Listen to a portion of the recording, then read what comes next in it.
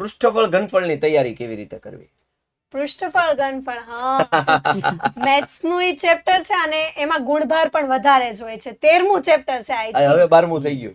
હવે પેલું હા, તો હવે નીકળી ગયું. એટલે હશે. પણ એમાં તો છે ને સૂત્ર એ તમારી ટ્રીક મેં જોયેલી જ છે કે સૂત્ર કઈ રીતે બનાવવું. સૂત્ર ડાયરેક્ટ એવું નહીં કે ચોપડીમાં યાદ જોયું, નહીં રાખવું. હા, પૃષ્ઠફળનો આ સૂત્ર છે તો યાદ રાખેલું. એવું નહીં, સમજો કે ભાઈ સમઘનની 6 બાજુ છે તો એનું ઘનફળ શું થાય? L નો ઘન. એવી રીતે કાંઈ પણ છે સૂત્ર તમે બનાવેલા છે એવી રીતે યાદ રાખો. એવું, કારણ કે પૃષ્ઠફળ ઘનફળ ચેપ્ટરમાં સૂત્ર બહુ બધા આવે છે. તો એવું લાગે તો એક પેજમાં લખી લ્યો. એક્ઝામના 5-10 મિનિટ પહેલા તમે એને રીડ પણ કરી શકો છો, તે તમને ભૂલાતા નથી. અને એમાં જે સૂત્ર છે કે ભાઈ પૃષ્ઠફળનું હોય એમાંથી જ ઘનફળનું બનતું હોય છે, કંઈક થોડુંક એડ કરવાનું હોય છે અને પછી એમાંથી કોમન કાઢી લેવાનું હોય છે. મને થોડું ઘણું યાદ છે.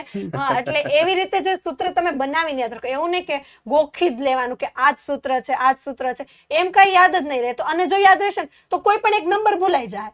2πr જ છે તો એમાં પાઈ ભૂલાઈ જાય કે આર ભૂલાઈ જાય, એટલે એ ખોટું પડે. એની કરતા તમે યાદ રાખો કે કઈ રીતે સૂત્ર બન્યું છે. આકૃતિ દોરો.